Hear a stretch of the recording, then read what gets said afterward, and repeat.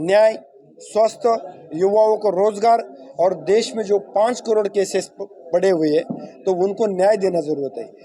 भारत के जो नागरिक है वो 40 साल से 30 साल से 20 साल से न्याय की प्रतीक्षा में है, तो भारत के सरकार को उसको न्याय देने जिम्मेदारी है, ना कि आपने पड़ोसी सरकार की है।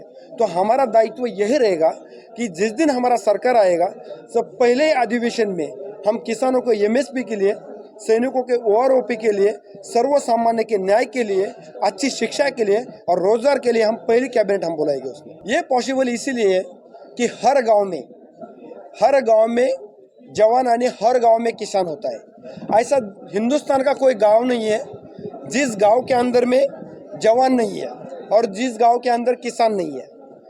तो मैं ये कहना चाहूँगा कि हमें आज हिंदुस्तान में सबसे ज़्यादा स्ट्रांग सोशल मीडिया है।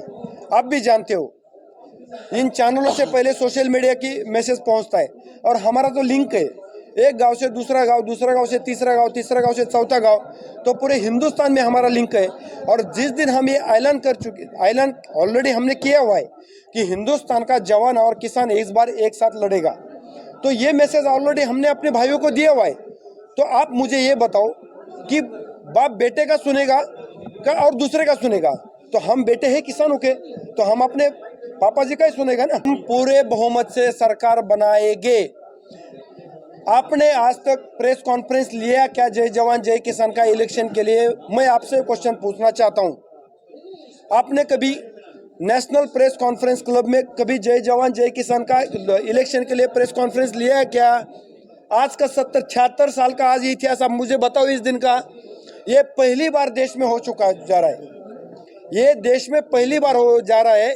और मैं दावे के साथ कहता हूं कि इस बार हिंदुस्तान का जवान और हिंदुस्तान का किसान, हिंदुस्तान का युवा, हिंदुस्तान का मजदूर और हिंदुस्तान के तमाम जनता ये हमारे साथ में हो।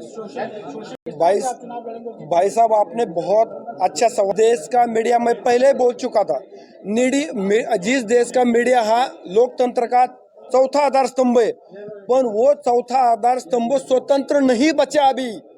मैं दावे के साथ कहता हूं कि उनको एजेंडा दिया जाता है कि आज दिन भर यही चलाना है। हम उनके ऊपर अपेक्षा भी नहीं कर रहे, हम अपेक्षा कर रहे सोशल मीडिया पे और हमारे इंटरनल नेटवर्क पे।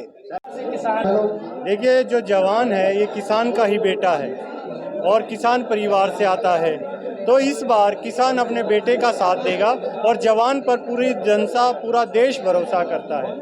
पूरा देश भरोसा कर रहा है तो किसान भी भरोसा कर रहा है और जवान ने कभी इस देश का भरोसा तोड़ा नहीं है, तो वो आराम से जीतेंगे।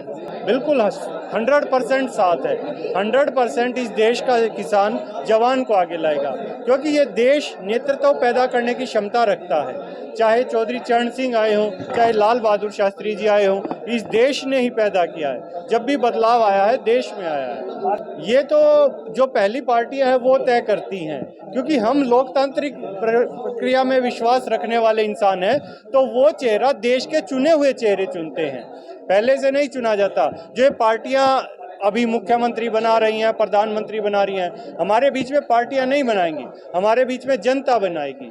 जनता कैसे बनाएगी? जनता के चुने हुए सांसद उनको चुनेंगे।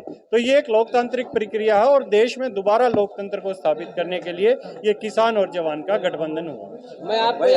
एक सेना में एक रिलीजियस टीचर होता है, एक धर्मगुरु होता है, और मंदिर, मस्जिद, गुरुद्वारा, चर्च, हर एक धर्मों का सेना में ही सिर्फ सर्व धर्म संभाव होता है। MMGC की हमारे यहाँ प्रक्रिया है। एक धर्मगुरु होगा, जो मुस्लिम होगा वो हिंदू धर्म का भी पूरा रिलीजियस फॉलो करेगा, और देवी होली, दिवाली, ईद, बकरीद से लेके सारे त्यौहार। और हम जो हैं वो बाकी लोगों से इसलिए अलग हैं कि हम लोगों ने कसम खाई है।